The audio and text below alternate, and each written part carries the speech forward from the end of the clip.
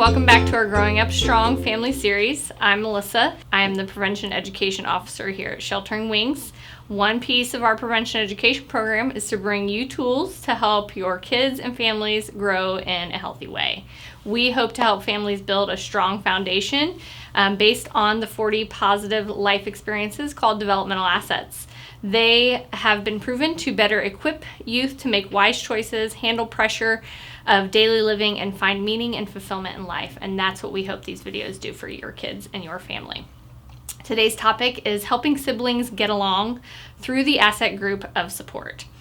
Now, at this point in the year, we as parents have participated in more than our fair share of mediating, intervening, and helping resolve conflict between the kids who live in our homes. If you're anything like me, and I'm sure there are moments when you feel like someone pat me on the back, that was a great way that they worked to get along and did something together. I must be doing something right. We can have those feelings. And then there are those moments when we just want to send everyone to their own space, their own room, so we can collect ourselves because no one is capable of communicating without yelling at one another. And this is the third argument about the fact that your feet have touched the couch cushion that I'm sitting on. Please tell me I'm not the only one who's experiencing this.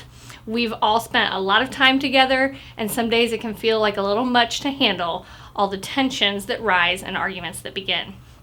We want to help you balance all those personalities living in your home and hopefully avoid conflict before it starts. So how do we do that? I'm going to give you some tips.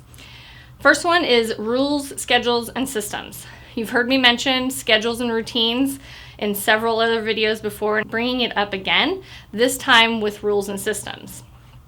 When kids know what's expected of them, it can curb the bickering. If we're trying to manage the time and space that we live in together and the conflict that will happen, it helps. My kids will argue over which direction we are going on a family bike ride, who fed the dog last, how long someone's been on the Xbox, who's hogging the TV, binge watching Netflix, using the same space I am, especially in the time of Zoom meetings. Any of these things sound familiar? Again, please say I'm not alone. This is where the systems and rules come into play. Offering a rotating schedule of chores, alternate who chooses what activities the family will do, or in our case, which direction we ride. This area is being used for this particular activity. If you're not involved in that activity, don't be in that area. Our kids used to bicker and argue about who would clean up after we were done playing a board game. So now the family rule is the winner cleans up. The expectation is clear, and there's no more arguing. Positive communication, this is a big one. Teaching our kids to communicate in a way that is healthy and productive can be a challenge because everyone's communication styles are different. Helping them navigate times of conflict in a way that works may take some trial and error before you figure out what works best for your family and your kids. Because like I said, we all communicate differently.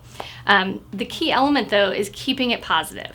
And giving them the vocabulary that they need to express their feelings and emotions, and teaching them to use it instead of responding to their anger and the emotion that they're feeling. Maybe set aside time for them just to hang out and chat.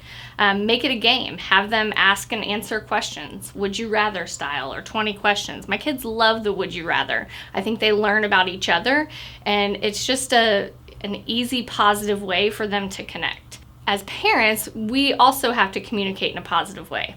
We need to focus on the positive behaviors that you see from them. Reinforce when they do communicate well.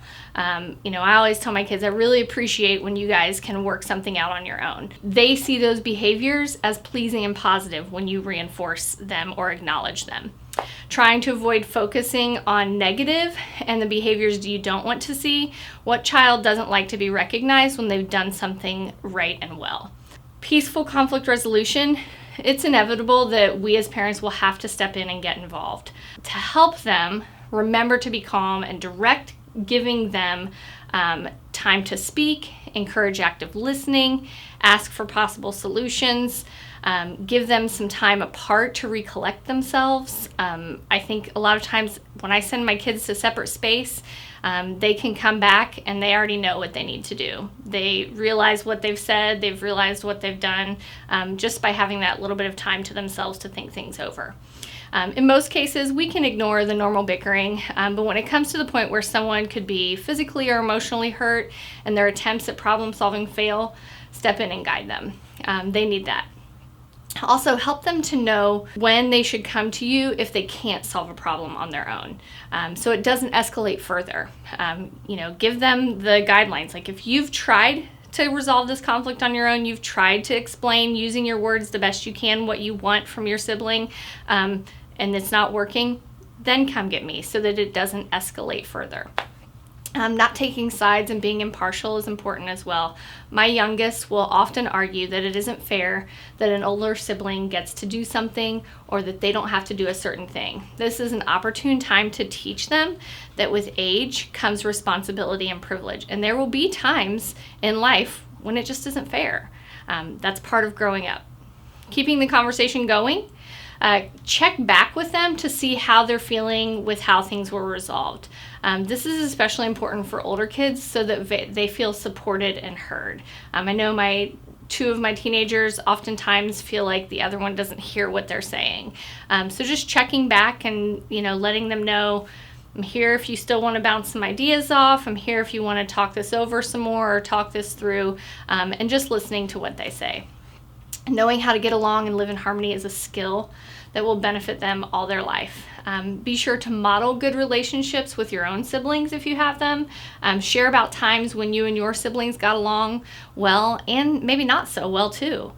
Talk about the impact of fostering healthy relationships with their siblings and what this can do for their self-esteem. I always tell my kids, your siblings, your brothers, your sister, they are built-in friends for life.